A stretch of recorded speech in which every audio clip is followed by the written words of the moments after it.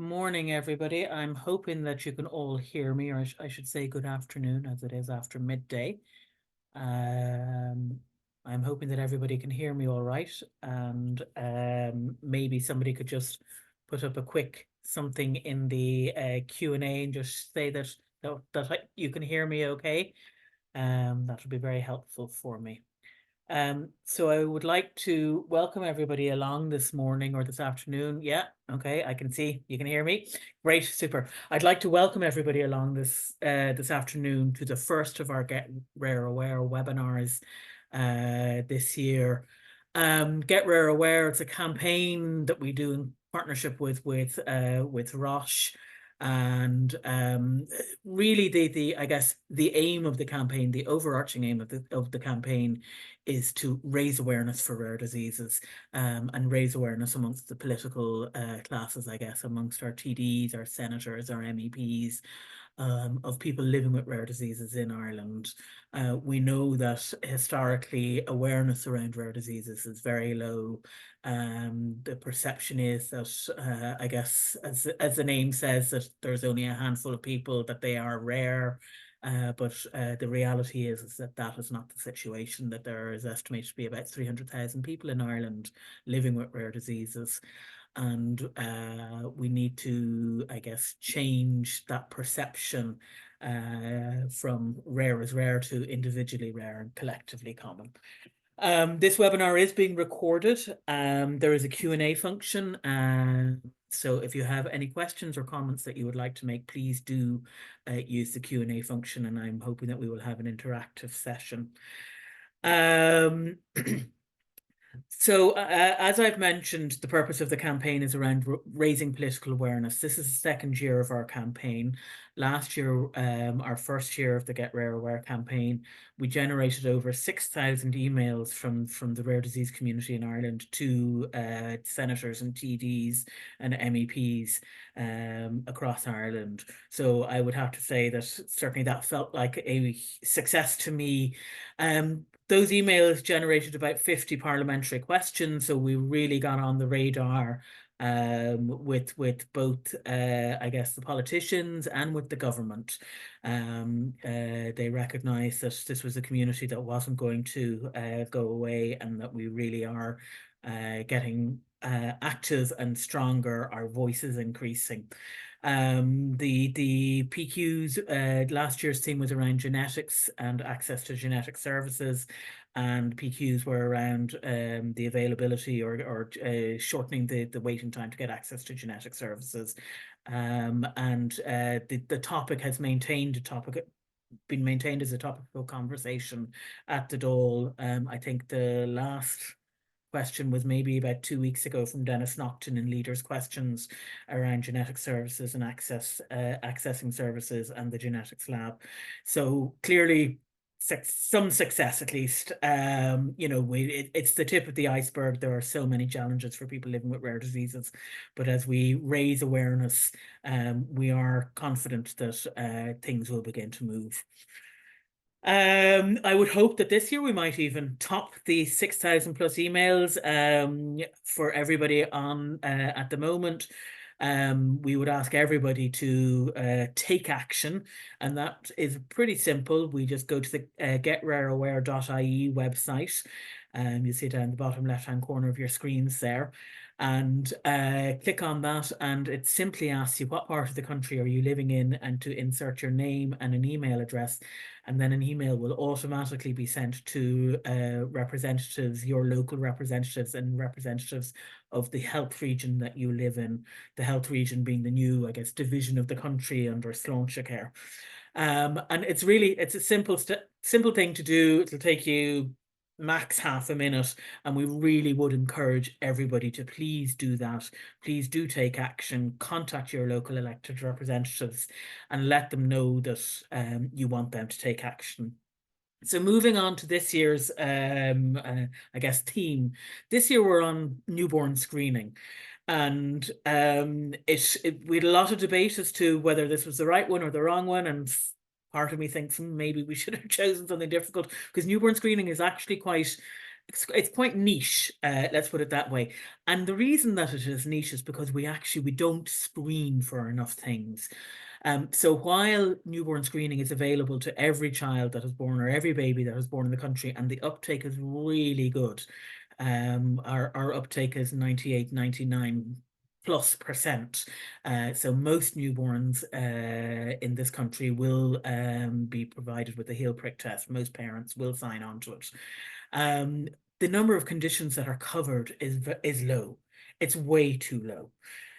Newborn screening is a tool that allows an early diagnosis and access to early treatment. And as anybody will know living with a rare disease, that the diagnostic odyssey, that journey to a diagnosis, can be long and torturous. About 37% of people are waiting over 5 years for a diagnosis.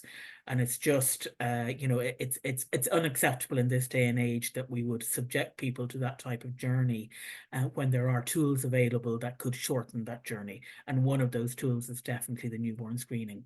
One of the other advantages of newborn screening is that not alone will there be an early diagnosis, but in some instances, some of the therapies, some of the newer drugs that are coming along, or the newer interventions, procedures, transplant procedures, things like that, you can almost cure these conditions before they become symptomatic.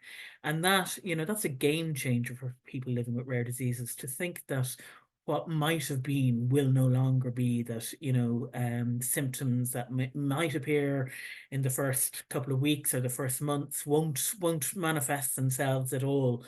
For families, for those affected by these rare diseases, it's really there's a lot of optimism and hope. But for that type of optimism, for those types of therapies to be provided at a very early stage, we need babies to be born up or to be screened at birth for these conditions, so that the interventions can be provided as early as possible. So in terms of newborn screening, we currently screen for 9 conditions in this country. 75% of European countries screen for more conditions than we do. So that'll give you a kind of a basic idea. We screen for 9. In some countries, they're screening for 30+, 40+ conditions. The US, in some parts of the US, it's up to almost 50. So there's lots of opportunity for expansion. Expansion isn't a kind of a willy-nilly, let's just do everything. There is a lot of thought and that goes into it. So it is a carefully run system, I guess. And we would all agree, I think, the learnings that we would have from cervical check, from that scandal around screening and how the system was working, we would all want to be certain that the newborn screening program is well run. And I would have to say today's program is very well run. It's very robust. But what one might add on to that is that there's very little capacity to expand the program that we have today, both in terms of physical capacity and also in terms of resources and manpower. If we had a robust, I shouldn't even say robust, if we had an expanded newborn screening program, we could be identifying about 200 more children each year living with some of these rare diseases and providing them with early access. So there's the potential to change the lives of 200 newborns. That's 200 families across the country. So there's, really, let's be honest about it, newborn screening is a really important public health tool that we have in the rare disease space. The current process is a 2-step process for adding something to the screening program, to the heel prick test program. The first part of it is, I guess, a desk activity analyzing the newborn screening and analyzing the disease and what therapies are available, what type of treatments are available, and what would need to be in place to conduct newborn screening for that particular condition. That's something that's run with the newborn screening, or not the newborn, the National Screening Advisory Committee. So that was something that was set up following cervical check. And that is a system that is in place, I guess. once a recommendation comes out of the group known as NSAC, it then goes to the HSE, and that's the implementation phase where the lab gets the test up and running, and pathways are developed so that if a child is diagnosed anywhere in the country, they are guided towards the most appropriate care and the best expertise in the country for that condition. So if we think of it as a two-step process, we have the NSAC piece and the HSE piece. Since NSAC was established about 5 years ago, 3 conditions have been approved for addition to the newborn screening panel. However, only one condition has actually made it on, and that is ADA SCID. So that's a particular type of SCID, being severe combined immunodeficiency. So clearly there's a problem, and at the moment the challenge is with the HSE. The lab that the newborn screening is conducted out of is a lab that has been in place for 50 years. It's the same footprint as 50 or 60 years ago, and obviously technologies and instrumentation have moved on. So the good news, the New Children's Hospital, the lab is moving to the New Children's Hospital. The bad news, the lab is moving to the New Children's Hospital. So obviously there's going to be some type of disruption. And we only have one newborn screening lab in the country, and that has to deliver the service as it exists today, and then on the periphery start adding new conditions to that service. But I think what's clear is that if we've only had one test added over the last 5 years, we need to work out, or we need to add resources to allow expansion to happen. There are currently 30 different rare diseases that are with NSAC for consideration for addition to the newborn screening panel at a rate of 1 addition every 5 years. I just don't think it takes a mathematician to work out that won't happen for an awfully long time.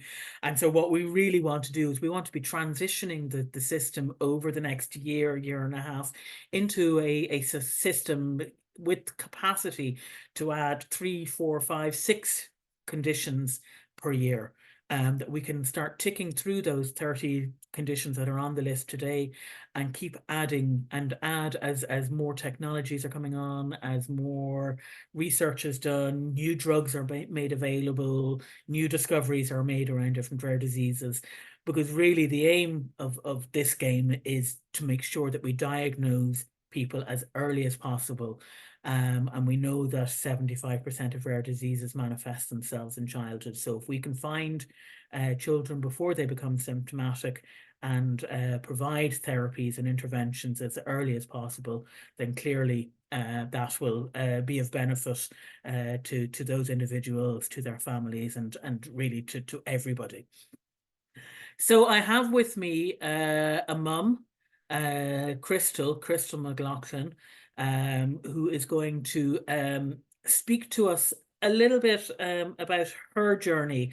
Now, while she wasn't caught, or her son Tomas wasn't screened through newborn screening, she really feels that there's an opportunity there for families like hers with children that have an Angelman syndrome diagnosis. So Louise, why don't you just start by telling us a little bit about Tomas? He's what, 4.5 years old? Yeah, he is. So yeah, Tomas has Angelman syndrome, and just tell you a little bit about that. It's a neurogenetic diagnosis. He has a deletion on his 15th chromosome. Angelman is caused by the deletion of just one of those genes, and its prevalence is about 1 in 15,000, but you'll read 1 in 20, 1 in 25. I think it's come down over the years as we've learned more about it, and it's there's more awareness, and it's easier to detect. So Angelman involves a global development delay. Like my son would have a fairly moderate intellectual disability, is sleep disturbances, sleep disorder, angels, as we affectionately refer to individuals with Angelman. Angels can have little to no sleep. It can really badly affect their quality of life and quality of life of their family. Angels are generally non-verbal. They generally have ataxia, or so some may walk, some don't. There's a fairly distinct behavioral profile angels can come across. They can, it's autism adjacent. They can appear to have autistic like characteristics. One of the biggest impacts with Angelman is that kids can have quite severe and uncontrollable epilepsy. So one of the characteristics actually that really stands out with Angelman is a really happy and excitable demeanor. And it's actually one of the key features as to why kids are often diagnosed. Because Angelman within Ireland, we're not really seeing that global prevalence rate of 1 in 15,000 or 1 in 20, where we don't have a centralized registry like a lot of rare disorders. But we're really not even anecdotally seeing it within our community. And also, when people are being diagnosed, it's often quite later in life. There's often clinical diagnosis for people who are teenagers or adults. And for young kids, it's generally between about 18 months and 3 or 4. Now, my son happens to be an exception to that rule. People are often gobsmacked when I tell them he was diagnosed at only 12 weeks, but that is rare in itself. And the rule in the community is generally around 1, 2, 3 when kids start displaying specific characteristics or when they start getting impacted by seizures. Okay.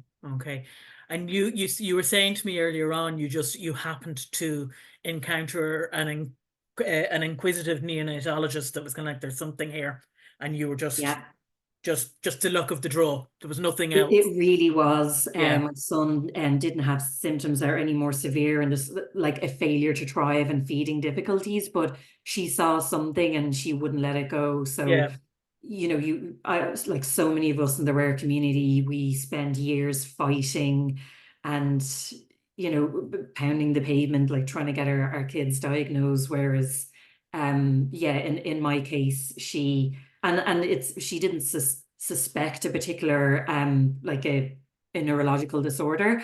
We were tested for everything, and this was in the maternity hospital. So, and I think it was one of the first times like this had been diagnosed within a maternity setting. So, and because of that, getting that early diagnosis, we were in a very unusual scenario of almost pre-symptomatic getting into services, getting into physical therapy, SLT, OT, which helped us massively.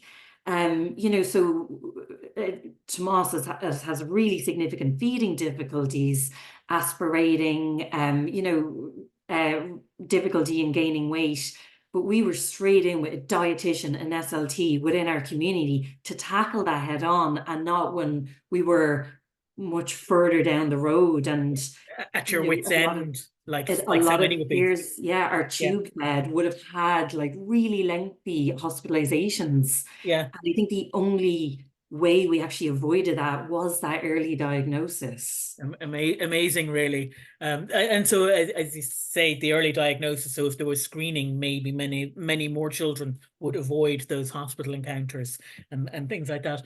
So one of the things that you spoke about earlier, and I know it's something that that we're aware of, is, I guess, the lack of diagnosis can often lead you to being treated for the wrong things, and possibly even treatments that are counterproductive, that can harm people. You were speaking earlier on about for many people with Angelman syndrome, that they would have kind of what would appear to be kind of epileptic seizures. So tell me a little bit about that, of what you've learned from your advocacy work for the Angelman's community.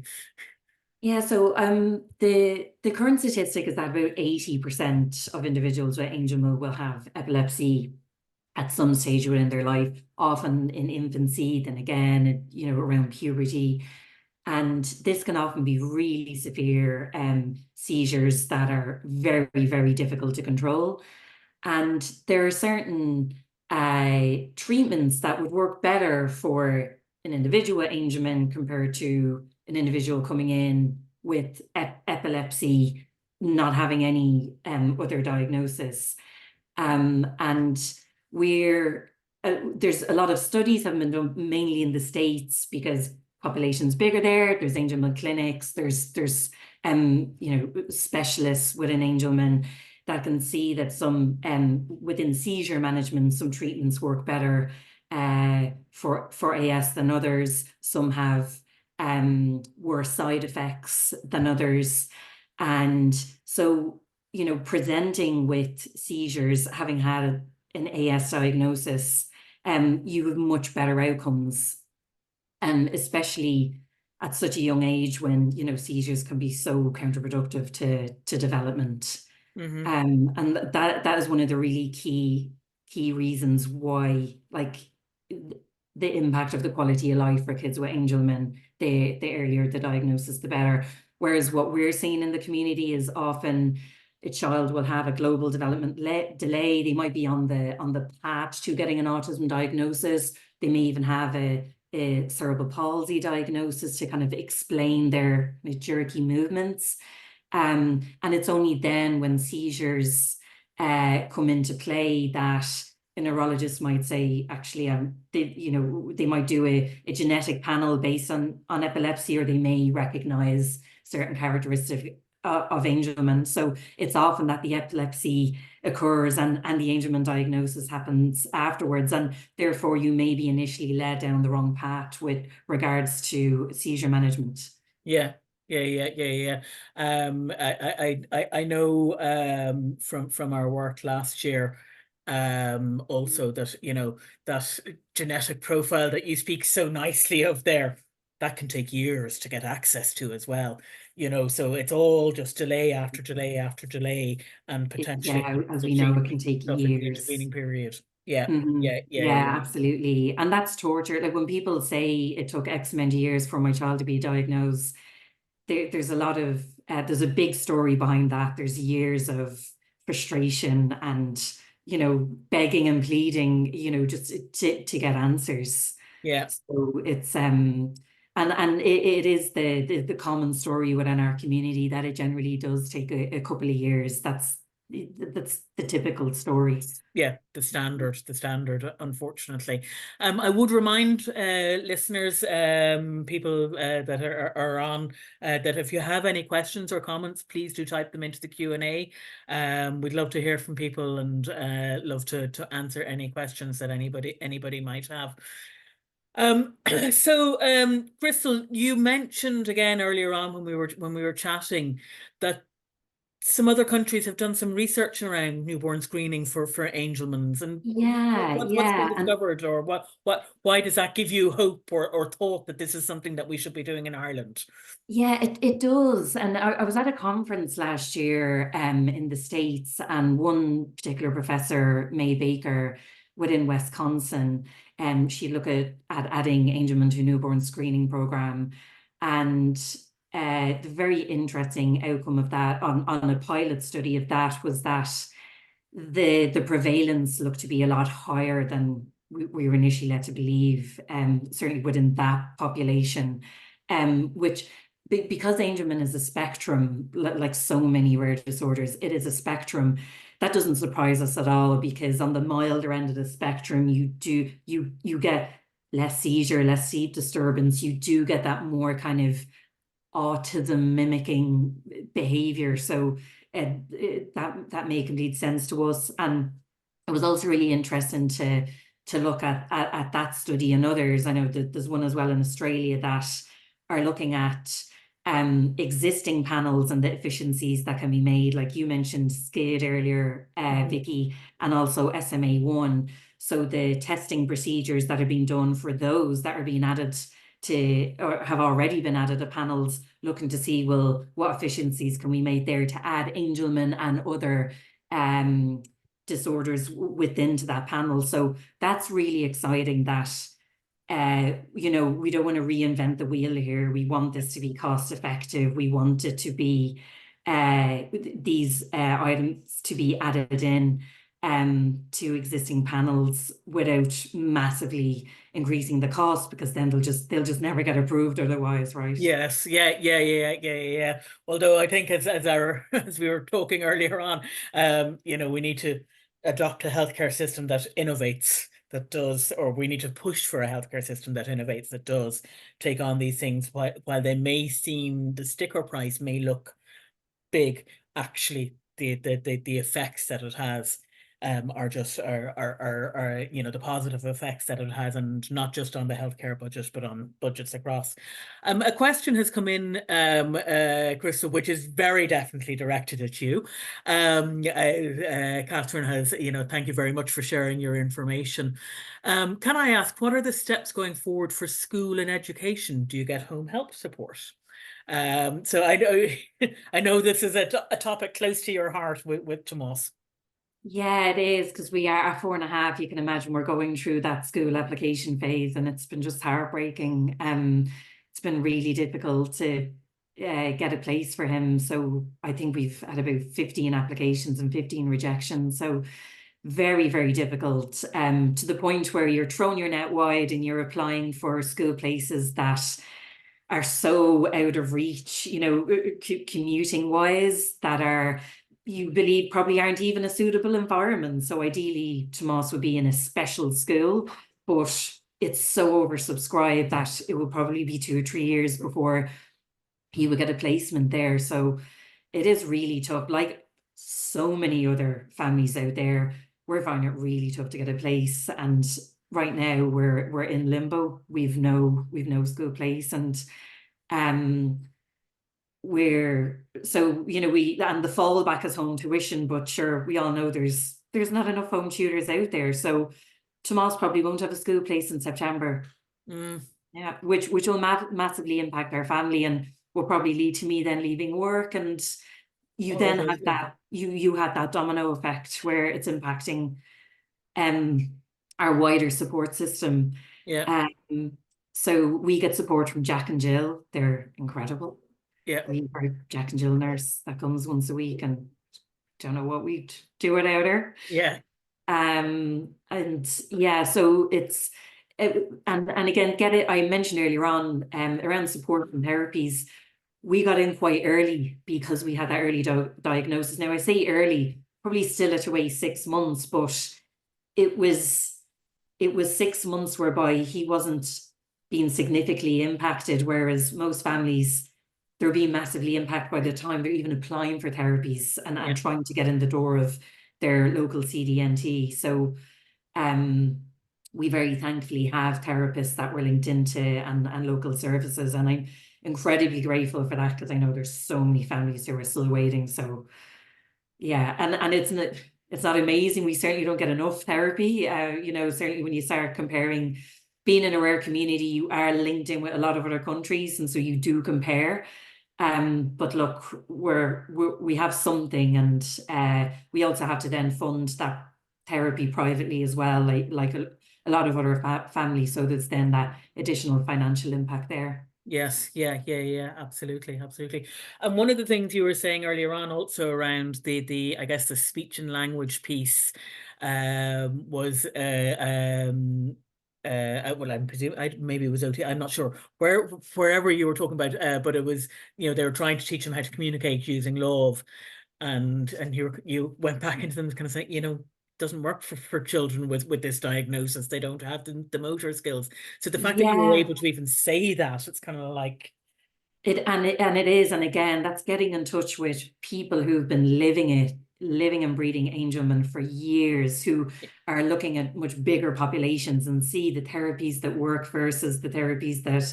So we were advised to get into a robust AAC device really early on, like as young as 18 months. No one in Ireland was giving us that advice. I'd gone to multiple, both public and private speech and language therapists. No one knew that. Everyone was saying, yeah, let's go with sign language. Like, give it a while, it'd probably start signing. I was advised then, no, this particular diagnosis due to the motor planning, and I won't go in any more than that. I certainly don't understand it. But kids, like, you can sign to kids, and it'll certainly help with their reciprocal communication. But kids with his particular genotype, with deletion genotype, they tend not to do very well with signing. They tend to not really pick it up even after years of work. So because of that, we skip that one straight into a robust AAC device that he's doing great with. And I'm so glad I was given that advice, because it's a huge amount of heartache and effort and time that we would have put into going down the wrong communication path. Yeah. So again, like I know we like to look at children and say, okay, I look at this child as an individual, and we look at, what kind of therapy that they need, and there's a lot of trial and error. It does really help having that diagnosis, having that label to go, well, actually, here's what works really well with children with this diagnosis. Yeah. So there's such power in having that diagnosis. I know not everyone agrees with that. Some people aren't really interested in the label, and that's completely fine. But I'm so grateful that we had ours, and it's really, really helped us along this journey. Yeah, and I would have to agree with you in terms of uh, label isn't a word that we try to not to use, I guess. But for some people, yeah, they want to know, have a bit more information, and others don't, and that's absolutely fine. That is your choice. That is individualized care. You make those decisions for yourself. But I guess when there is a desire to have a diagnosis, and once you have it, and then you can change treatment plans and things like that, or you can tailor things better to you and to your family and things like that, that's the benefit of a diagnosis for you, that wanted to go down that route. So that's very important. Catherine has come back and say, she'll pray for you. She'll pray for everybody, I suspect, I hope, and she understands the struggles behind school support. And I would have to say, just as a slight aside, we are in the process of, I guess, working on a new national strategy for rare diseases. And while it is currently within the Department of Health, this strategy, it is something, the education, the employment, the housing, all of those pieces are something that we are very aware of needs to come in under a really comprehensive rare disease strategy.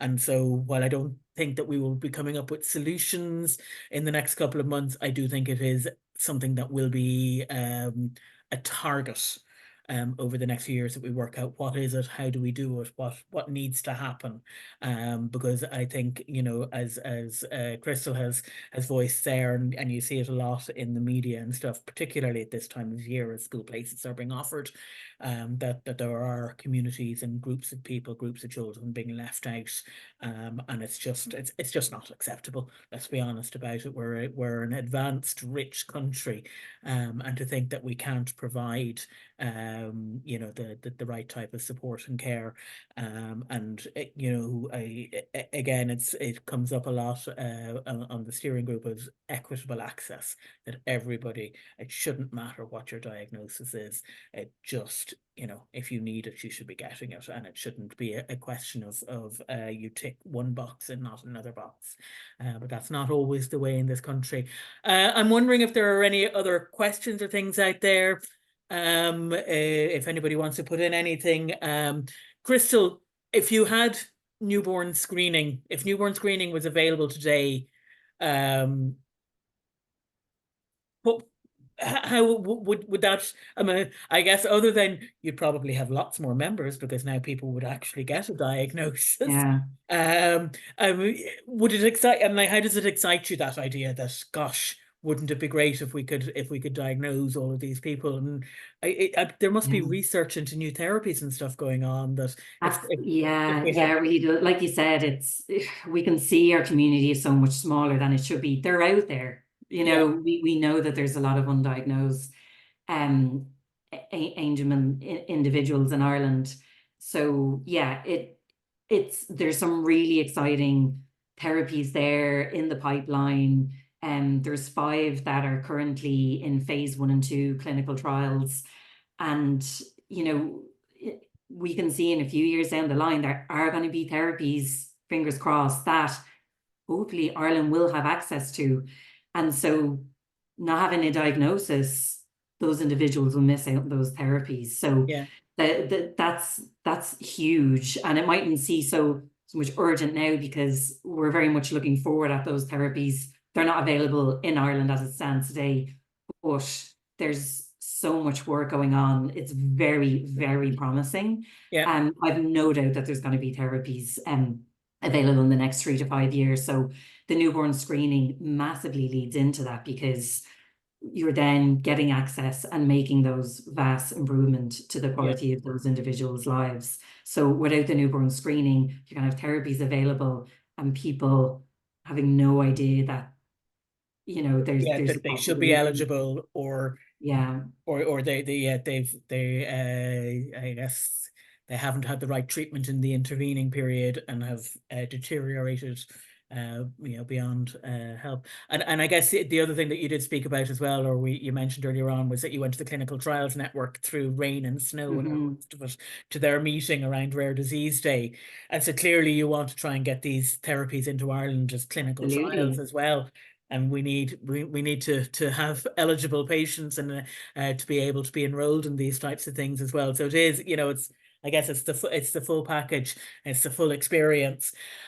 So I think I might let Crystal get off and have her lunch and stuff like that. It is just coming up to 1:10. I would say that we had hoped to get a clinician on for this call, but just it wasn't possible. Next week we will have another Get Rare Aware seminar on Tuesday of next week at the same time, and we will have Professor Ronan Leahy from Crumlin, who was one of the physician advocates for SCID, actually. So is waiting patiently, has seen an approval come through, and is hoping and praying that his colleagues in the newborn screening area can get it implemented sooner rather than later. But I think, again, it'll be very interesting, from his perspective as to how it can benefit his ability to care for his patients, which is obviously what motivates many of the in the clinical world. So as we wrap up now, I do want to remind everybody, getrareaware.ie. Please do, I guess, social media, hashtag #GetRareAware. Follow us, get your community, get members, get your family, everybody onto the website, and please do just take action. Do get yourselves in front of, or your names in front of all of those elected representatives that we have. It does make a huge difference. We are moving the ball up the court, let's put it that way. And while I say, our current strategy is primarily focusing on health, I know that education and employment and housing, all those other pieces will come along as I guess, as the elected officials and the civil service, as they recognize this is a group that really is gaining in voice and needs to get access to equitable services. So listen, thank you very much to everybody for coming along today. It has been great to have you here. I hope that you have learned something. I do want to thank Crystal in particular for sharing your story, and for I hope that Tomas is enjoying. I think it's in preschool at the moment, and I hope that he is enjoying that. And I really do hope that something will come up for you for September. It's a very stressful period, even starting the new school, much less trying to find the space to start the new school. I really don't envy families that are in that position. It's very exhausting, I'm sure, but we will all say a prayer for you. And thank you for sharing, and thank you to everybody for coming along. And we'll see you all at the next Get Rare Aware event, or at something else over the coming weeks and months. Thank you very much to everybody.